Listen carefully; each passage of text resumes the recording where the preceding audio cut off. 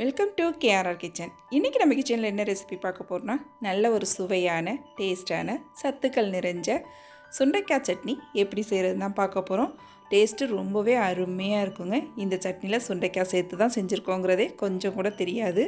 அந்தளவுக்கு டேஸ்ட்டு ரொம்ப சூப்பராக இருக்கும். ரொம்ப ஈஸியாக செய்யலாம். ஹெல்த்தியான இந்த சட்னி ரெசிபியை எப்படி செய்கிறதுன்னு நம்ம வீடியோக்குள்ளே போய் பார்ப்போம். அதுக்கு முன்னாடி நம்ம சேனலை இப்போ தான் ஃபஸ்ட் டைம் பார்க்குறீங்கன்னா சப்ஸ்கிரைப் பண்ணி வச்சுக்கோங்க. கூடவே பெல் சிம்பிள் ப்ரெஸ் பண்ணி ஆல்ங்கிற ஆப்ஷனையும் ப்ரெஸ் பண்ணி வச்சுக்கோங்க. அப்போ தான் நான் போகிற வீடியோஸ் எல்லாம் உங்களுக்கு தொடர்ந்து நோட்டிஃபிகேஷனில் கிடச்சிக்கிட்டே இருக்கும். இப்போ வாங்க இந்த சுண்டைக்காய் சட்னி எப்படி செய்கிறதுன்னு பார்த்துடலாம்.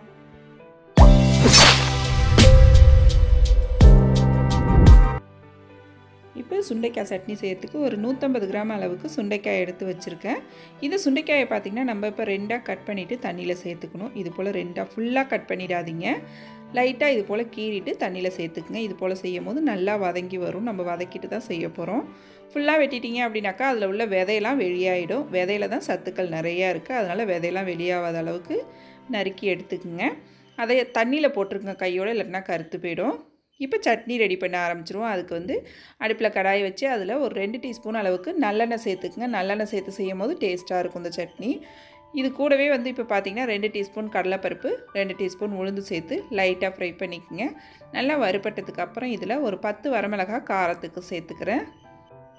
இப்போ மிளகாய் நல்லா செவந்ததுக்கு அப்புறம் இதில் ஒரு 150 கிராம் அளவுக்கு சின்ன வெங்காயம் எடுத்து வச்சுருக்கேன். வெங்காயம் நிறைய சேர்க்கணும், அப்போ தான் சட்னி நல்லா டேஸ்ட்டாக இருக்கும். ஒரு 10 பல் பூண்டு பல் சேர்த்து நல்லா வதக்கி எடுத்துக்குவோம். இந்த வெங்காயம் பூண்டு எல்லாம் நல்லா வதங்கி வரட்டும். இது வதங்கிட்டு இருக்கப்பே பார்த்திங்கன்னா இதில் நல்லா ஒரு 2 கொத்து அளவுக்கு கருவேப்பிலை சேர்த்துக்குங்க. ஒரு சின்ன துண்டு புளி, ஒரு பெரிய நெல்லிக்காய் சைஸு புளி எடுத்துக்குங்க. இப்போ இது எல்லாத்தையும் நல்லா வதக்கி விட்டுக்குவோம். வெங்காயம் எல்லாம் நல்லா வதங்கி வரணும். வதங்கி வந்ததுக்கப்புறம் இதில் நம்ம தேங்காய் சேர்க்கணும். தேங்காய் பார்த்திங்கன்னா ஒரு 1/2 மூடி அளவுக்கு, சின்ன மூடியாக ஒரு 1/2 மூடி தேங்காய் எடுத்திருக்கேன். தேங்காயும் நல்லா ஒரு 3 நிமிஷத்துக்கு வதக்கி விட்டுக்குங்க. வதக்கிட்டு செய்யும் போது பார்த்திங்கன்னா டேஸ்ட்டும் நல்லாயிருக்கும். ரொம்ப நாள் வரைக்கும் கெட்டு போகாமல் இருக்கும். ஃப்ரிட்ஜில் நல்லா ஒரு 3 நாள் 4 நாள் வரைக்கும் ஸ்டோர் பண்ணி வச்சு சாப்பிட்லாம். வெளியில் வச்சு அப்படின்னாக்கா ஒரு நாள் ஃபுல்லாகவே வச்சுருந்து நம்ம சாப்பிட்லாம் அந்த சட்னியை. இப்போ நல்லா வதக்குனது எல்லாத்தையும் ஒரு தட்டுக்கு மாற்றி ஆற வச்சு எடுத்துக்கோங்க. இப்போ தனியாக மறுபடியும் ஒரு 2 டீஸ்பூன் அளவுக்கு நல்லெண்ணெய் சேர்த்து அதில் நம்ம நறுக்கி வச்சுருக்க சுண்டைக்காயை சேர்த்து நல்லா வதக்கி எடுத்துக்கோங்க. சுண்டைக்காயை நல்லா வதக்கணும் அப்படின்னா தான் அதில் உள்ள கசப்பெல்லாம் போய் நமக்கு சட்னி நல்லா டேஸ்ட்டாக இருக்கும். நல்லா நிறம் மாறி வரணும், வெள்ளையாக இந்த அளவுக்கு நல்லா நிறம் மாறி வதங்கி வரணும். இந்த அளவுக்கு வதக்கி எடுத்துக்கங்க. இப்போ எல்லாமே வதக்குனது எல்லாத்தையும் நல்லா ஆற வச்சு எடுத்துக்குவோம். ஆறினதுக்கு அப்புறம் எல்லாத்தையும் மிக்ஸி ஜாரில் சேர்த்துக்குவோம்.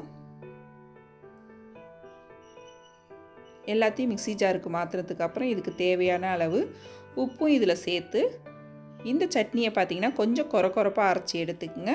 அதுவும் அதே சமயம் பார்த்திங்கன்னா கொஞ்சம் திக்காகவும் இருக்கட்டும். இப்போ நல்லா ஒரு ஓட்டிட்டு அதுக்கப்புறம் கொஞ்சம் கொஞ்சமாக தண்ணி சேர்த்து அதுக்கப்புறம் அரைச்சி எடுத்துக்கோங்க. இப்போ பாருங்கள் சட்னி நல்லா இந்த அளவுக்கு திக்காக அரைச்சி எடுத்துகிட்டு வந்திருக்கேன். கொஞ்சம் கொஞ்சமாக தண்ணி சேர்த்து அரைச்சி எடுத்துருக்கேன். இந்த அளவுக்கு அரைச்சி எடுத்துக்கோங்க. இப்போ இதில் பார்த்திங்கன்னா ஒரு பாதி அளவு நம்ம எடுத்து வச்சுக்கலாம். திக்காக இருக்கிற மாதிரியே எடுத்து வச்சிட்டோம் அப்படின்னாக்கா சாதத்து கூட பிசைஞ்சு சாப்பிட்றதுக்கு ரொம்ப சூப்பராக இருக்குங்க. சட்னியாக செய்யும் போது பார்த்திங்கன்னா கொஞ்சம் தண்ணி சேர்த்து இது போல் நம்ம கலந்துக்கலாம். நான் கொஞ்சம் கெட்டியாகவும் எடுத்து வச்சுக்கிட்டேன், சட்னியாகவும் கலந்து எடுத்துக்கிட்டேன். இது போல் எடுத்து வச்சுக்கிட்டோம் அப்படின்னாக்கா நம்ம மதியம் சாதம் சூடாக வடித்து நல்லா அந்த துவையில் போட்டு நல்லெண்ணெய் அப்படி இல்லைன்னா நெய் சேர்த்து சாப்பிடும் போது ரொம்ப அருமையாக இருக்குங்க. இப்போ இந்த சட்னிக்கு ஒரு தாளிப்பு கொடுத்துருவோம். அதுக்கு 1 டீஸ்பூன் அளவுக்கு எண்ணெய் சேர்த்துக்கிறேன். நல்லா எண்ணெய் காஞ்சதுக்கப்புறம் கடுகு, உளுந்து, கருவேப்பிலை, வரமிளகாய், பெருங்காயத்தூள் இது எல்லாம் சேர்த்து தான் நம்ம தாளிப்பு கொடுக்க போகிறோம். எல்லாத்தையும் ஒன்று ஒன்றா சேர்த்துக்குவோம். நம்ம கடுகு பொரிஞ்சதுக்கப்புறம் கருவேப்பிலை, ஒரு வரமிளகாயை சின்ன சின்னதாக உடச்சி வச்சுருக்கேன், அதையும் சேர்த்துக்கிறேன். கொஞ்சமாக பெருங்காயத்தூள். அவ்வளோதான், நம்மளோட தாளிப்பு ரெடி ஆகிடுச்சு. இப்போ சட்னி கூட சேர்த்துக்குவோம். இது நம்ம துவையெல்லாம் சாப்பிட்றோம் அப்படின்னாக்கா தாளிக்க தேவையில்லை. சட்னி, இட்லி, தோசைக்கெல்லாம் செய்யும் போது இது மாதிரி தாளிப்போடு சாப்பிடும்போது நல்லா வாசனையாக டேஸ்ட்டாக இருக்கும். அவ்வளோதான், நம்மளோட சுண்டைக்காய் சட்னி ரொம்ப சூப்பராக அருமையாக ரெடி ஆகிடுச்சிங்க. டேஸ்ட்டும் ரொம்ப அருமையாக இருக்கும். நான் இன்றைக்கி சொன்ன அளவுகளோடு இந்த சட்னியை செஞ்சு பாருங்கள், ரொம்ப சூப்பராக இருக்கும். சுண்டைக்காய் பிடிக்காதவங்களுக்கு, சுண்டைக்காய் சாப்பிடாதவங்களுக்குலாம் நம்ம இதேமாரி செஞ்சு கொடுக்கலாம். இதில் சேர்த்துருக்கோங்கிறதே கொஞ்சம் கூட தெரியாது சுண்டைக்காய் இருக்குங்கிறதே. ரொம்ப விரும்பி சாப்பிடுவாங்க. டேஸ்ட்டும் ரொம்ப அருமையாக இருக்கும். கேட்டு கேட்டு வாங்கி சாப்பிடுவாங்க. நீங்களும் இதே போல் செஞ்சு பார்த்துட்டு எப்படி இருக்குன்னு எனக்கு கமெண்ட் பண்ணுங்கள். என்னோட இந்த ரெசிபி பிடிச்சிருந்தா லைக் பண்ணுங்கள், ஷேர் பண்ணுங்கள். மறக்காமல் நம்ம கேஆர்ஆர் கிச்சனை சப்ஸ்கிரைப் பண்ணி வச்சுக்கோங்க. நாளைக்கு வேற ஒரு ரெசிபியோடு சந்திப்போம். தேங்க்ஸ் ஃபார் வாட்சிங்.